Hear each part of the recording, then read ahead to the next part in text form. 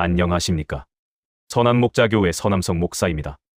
오늘 신명기 16장 9절에서 12절 말씀을 중심으로 맥추감사절이 우리에게 주는 영적인 교훈을 함께 나누고자 합니다. 맥추감사절은 한 해의 중간에서 잠시 멈춰서는 영적 휴게소와 같습니다. 고속도로를 달리다 휴게소에 들러 방향을 점검하듯 우리도 지난 반년을 돌아보며 세 가지 질문을 던져야 합니다.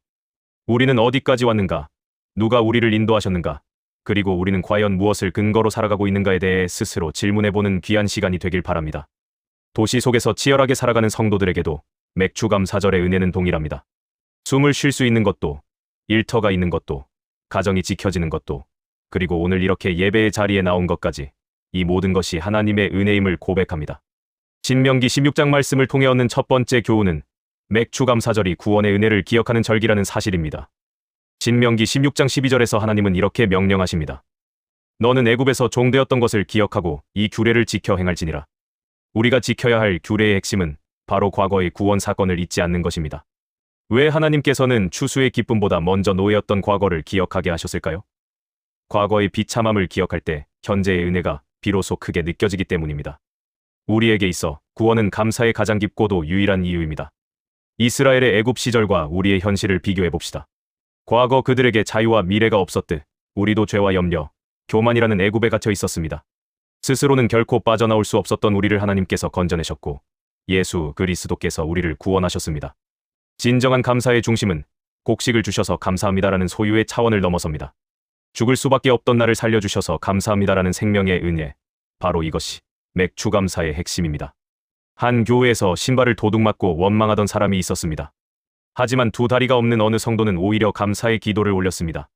상황은 같아도 시선에 따라 반응이 달라집니다. 감사는 조건의 문제가 아니라 은혜를 바라보는 시선의 문제입니다. 망각을 이기는 신앙이 필요합니다. 은혜를 잊으면 교만해지지만 구원을 기억하면 겸손해집니다. 고난만 기억하면 원망하게 되지만 은혜를 기억하면 감사하게 됩니다.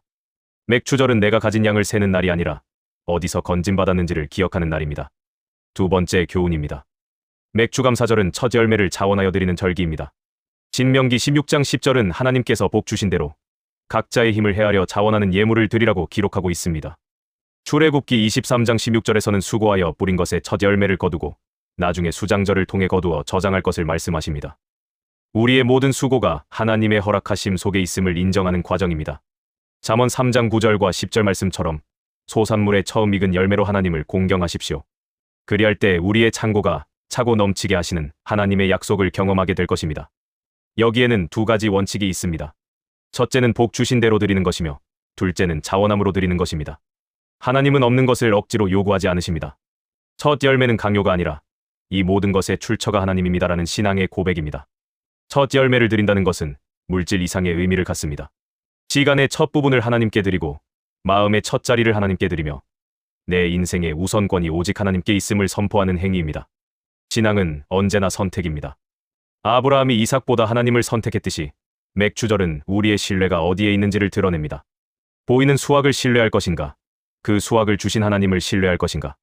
물질보다 하나님을 선택하는 사람이 참으로 복된 사람입니다. 두레박 이야기를 기억하십시오. 불평하는 사람은 비워짐을 보지만 감사하는 사람은 채워짐을 봅니다. 현실은 같아도 어떻게 해석하느냐가 중요합니다. 늘 채워주시는 하나님을 신뢰함으로 감사하십시오. 매튜 헨리 목사는 강도를 만나 지갑을 잃어버린 상황에서도 네 가지를 감사했습니다. 평소에 도둑맞지 않았던 것, 생명을 잃지 않은 것, 전 재산을 잃지 않은 것, 그리고 내가 도둑이 아니라는 사실에 감사했습니다. 이것이 감사의 품격입니다. 먼저 드리는 신앙을 회복하십시오. 감사는 많이 가진 자의 특권이 아니라 은혜를 해석할 줄 아는 사람의 열매입니다. 남은 것을 드리는 것이 아니라 첫 것을 드리는 신앙을 통해 하나님을 향한 마음을 고백합시다. 세 번째 교훈입니다. 맥추감사절은 우리 모두가 함께 즐거워하는 절기입니다. 신명기 16장 11절을 보면 자녀와 노비, 레위인과 나그네, 그리고 고아와 과부까지 성중에 있는 모든 이들이 함께 즐거워하라고 하셨습니다. 하나님은 우리의 감사가 개인의 예배로 끝나길 원치 않으십니다. 자녀들, 섬기는 자들, 사회적 약자들과 함께 기쁨을 나누길 원하십니다. 하나님이 초대하신 이 공동체 전체의 기쁨이 곧 맥추절의 정신입니다. 레위기 23장 22절에서도 밭 모퉁이까지 다 베지 말고 가난한 자들을 위해 남겨두라 하셨습니다. 하나님께 드리는 예배와 이웃을 향한 긍휼은 결코 분리될 수 없습니다. 진짜 감사는 나눔으로 흘러갑니다. 마음이 무너지고 병상에 있는 이웃을 돌아보는 것. 우리의 감사가 진짜라면 반드시 이웃을 향한 나눔으로 증명되어야 합니다. 휴게소는 혼자 쉬는 공간이 아닙니다. 모두가 함께 쉬며 새 힘을 얻어 다시 출발하는 자리입니다. 맥주절도 마찬가지입니다. 우리 공동체 전체가 다시금 은혜를 입고 새롭게 출발하는 시간입니다. 감사는 인색함과 함께 갈 수 없습니다. 감사가 깊어질수록 손은 열리고 시야는 넓어지며 공동체는 따뜻해집니다. 나의 감사가 누군가를 살리고 있는지 돌아보십시오.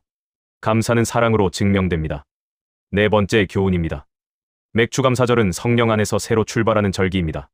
사도행전 2장에 기록된 오순절 성령 강림 사건을 기억하십시오. 급하고 강한 바람 같은 소리가 그들이 모인 곳에 가득했습니다. 구약의 77절, 즉 맥주절은 신약의 오순절 성령 역사와 맞닿아 있습니다. 성령께서 임하시는 것이 곧 우리 감사의 완성입니다. 7주의 수고가 지나고 찾아온 오순절의 안식입니다. 지난 반년 동안 지치고 상했던 우리의 심령을 하나님께 맡기십시오. 오늘 주님이 우리를 부르십니다. 베드로전서 5장 7절 말씀입니다. 너희 염려를 다 주께 맡기라 이는 그가 너희를 돌보심이라. 하나님께서 우리를 돌보십니다. 절벽에서 나뭇가지를 붙잡은 맹인의 이야기처럼 우리도 불안한 상황 속에 있을지 모릅니다. 하지만 하나님께 우리의 모든 염려를 맡길 때 비로소 평안을 얻을 수 있습니다. 고린도전서 15장 20절은 예수 그리스도께서 잠자는 자들의 첫 열매가 되셨다고 선포합니다.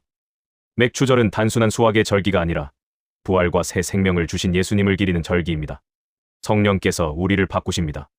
절망을 소망으로, 불평을 감사로, 식어진 마음을 뜨거운 헌신으로 변화시킵니다.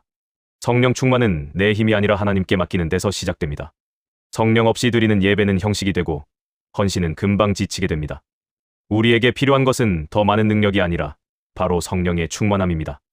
남은 반년을 성령님께 온전히 맡기십시오. 정리하겠습니다. 구원의 은혜를 기억하고 첫 열매를 고백으로 드리며 공동체와 함께 나누고 즐거워하며 성령 안에서 새롭게 출발하는 것. 이것이 우리가 지켜야 할 맥주감사절의 4가지 핵심입니다. 결단의 기도를 드립니다. 하나님, 지난 상반기 동안 인도해 주심에 감사합니다. 죄와 죽음에서 구원하시고 건강하게 예배드리게 하심을 감사합니다. 남은 반년도 성령 충만하여 이웃을 사랑하며 믿음과 감사로 살아가게 하옵소서. 다시 오실 예수 그리스도의 이름으로 기도합니다. 아멘.